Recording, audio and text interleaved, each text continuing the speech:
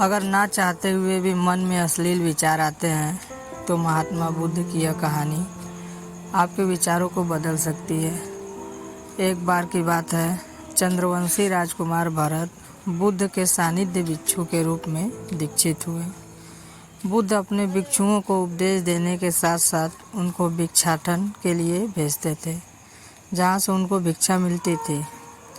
भरत को महात्मा बुद्ध ने भिक्षा लेने के लिए एक श्राविका के घर पर भेजा। भरत रास्ते में चलते हुए सोच रहे थे कि न जाने आज खाने में क्या मिलेगा। हमेशा महल में खाने के लिए अनगिनत स्वादिष्ट भोजन मिलते थे, लेकिन आज जो भी मिलेगा उसी से ही काम चलाना पड़ेगा।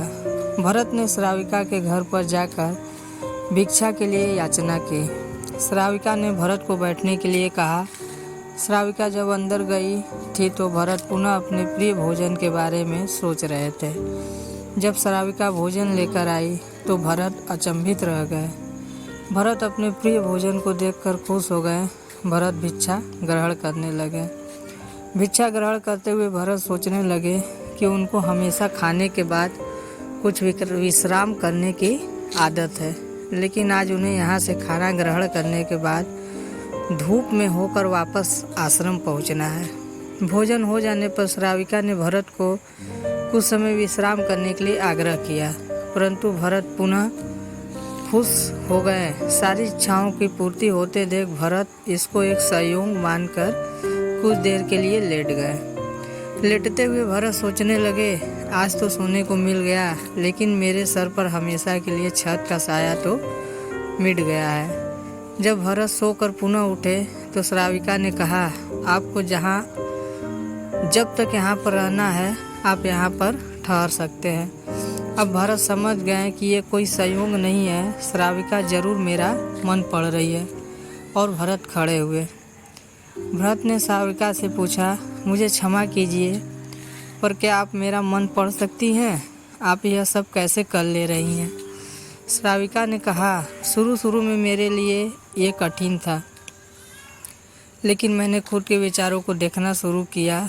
शुरू में मेरे विचारों की संख्या अनगिनत थी, पर मैंने अपना पूरा ध्यान उन विचारों पर केंद्रित किया। मैंने बिना पक्ष विपक्ष के अपने विचारों को देखना जारी रखा। धीरे धीरे विचारों की संख्या कम होती गई, मेरे सारे व्यर्थ विचार दूर होते गए। तब से मैं दूसरों के विचार पढ़ लेती हूँ। यह सब सुनकर भरत घबरा गए। भरत ने श्राविका से आज्ञा ली और वहाँ से निकल पड़े। रास्ते में चलते हुए भरत अपने मन के विचारों का स्मरण करने लगे। भरत के मन में श्राविका के बारे में अश्लील विचार आए। श्राविका ने भरत के बारे में क्या सोचा होगा, यह सोचकर भरत को खुद पर शर्म आ रही थी। भरत आश्रम पहुँचे। भरत ने बुद्ध से कहा, अब से वह कभी भिक्षाटन के लिए नहीं जाएंगे। बुद्ध ने भरत को नीचे बैठाया और कहा, क्या हुआ?